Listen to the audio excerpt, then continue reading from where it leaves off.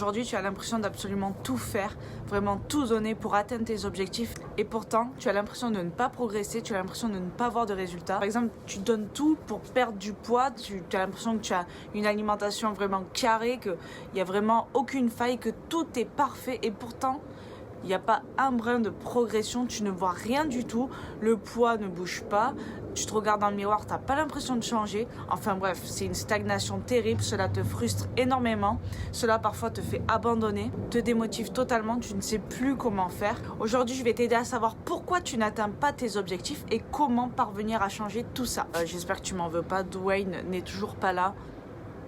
C'est un peu tendu entre nous, ok ? Ok, donc pour savoir pourquoi tu n'atteins pas tes objectifs, je vais te demander de faire un petit exercice de prendre une feuille, un stylo, quelque chose pour noter. L'idéal, c'est que tu notes ton objectif déjà en gros. On va laisser Tom Cruise passer. C'est un mec. Prends ton temps, prends ton temps. On a toute la vie.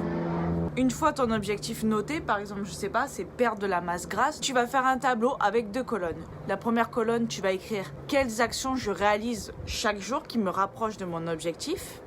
Et dans la colonne de droite, tu vas écrire quelles actions je réalise qui, elles, m'éloignent de mon objectif. Et tu vas faire la liste de toutes les actions d'abord qui te rapprochent de ton objectif. Sois précis, par exemple, j'ai des légumes à chacun de mes repas. Je marche 10 000 pas par jour. Je m'entraîne 5 fois par semaine. Fais cette liste-là et à côté, tu essaies de chercher tes failles. Les failles, ça peut être, j'ai un sommeil pitoyable, je dors 5 heures par nuit. Je suis tous les jours stressé. Donc l'idée, tu l'auras compris, c'est d'avoir plus d'actions dans la colonne de gauche que dans la colonne de droite. Si c'est le cas, si tu as plus de choses dans la colonne de gauche que dans la colonne de droite. Bon, déjà, cherche bien, hein, prends le temps de faire les choses, ne te voile pas la face, ne te mens pas à toi-même, déjà, fais les choses vraiment, sois réaliste.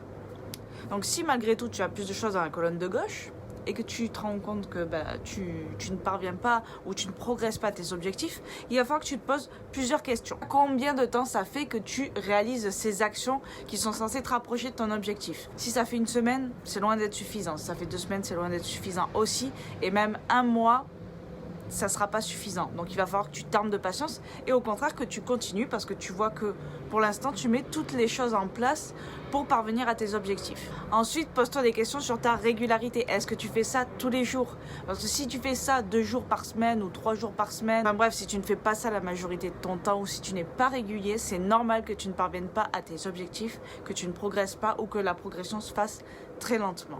Sinon, ce que tu fais, c'est que tu prends chacune des actions et tu les revois au cas par cas. Si dans la colonne de gauche, tu as écrit par exemple « je mange sainement », donc revois-le au cas par cas, c'est quoi ta définition de manger sainement ? Si c'est manger des fruits et des légumes, c'est mort. Que tu veuilles perdre du poids, perdre du gras, qu'importe, il faut que ça réponde à tes besoins énergétiques. Ne sois pas trop en déficit calorique, ne sois pas trop restrictif, ça ne marchera pas. On ne construit pas un corps ferme, tonique, musclé, avec moins de gras et plus de muscles en l'affamant. Tu es en train de te construire une mauvaise santé en faisant ça. Si dans la colonne de gauche, pareil, il y a écrit « Je m'entraîne 5 fois par semaine ». Ok, qu'est-ce que tu fais comme entraînement ? Qu'est-ce que tu fais lorsque tu es à la salle ? Est-ce que tu passes plus de temps entre les séries sur ton téléphone, sur Instagram ? Est-ce que ton entraînement est vraiment optimal ? Ensuite, si tu te considères comme quelqu'un d'actif, demande-toi, est-ce que tu es vraiment actif ? Est-ce que tu fais par exemple 10 000 pas par jour ? Sois lucide, prends du recul et pose-moi toutes ces actions. Celles qui te rapprochent de tes objectifs et celles qui t'en éloignent. Tu peux l'appliquer à tous les domaines de la vie, que ce soit dans ton travail, dans ta famille, dans ta vie de couple, tout. J'espère que cette vidéo t'aura plu, qu'elle t'aura intéressé et qu'elle t'aura appris quelque chose, qu'elle va pouvoir t'aider à passer à un niveau supérieur. N'hésite pas à me le dire dans les commentaires. En attendant, je te dis à bientôt dans une nouvelle vidéo. Good vibes.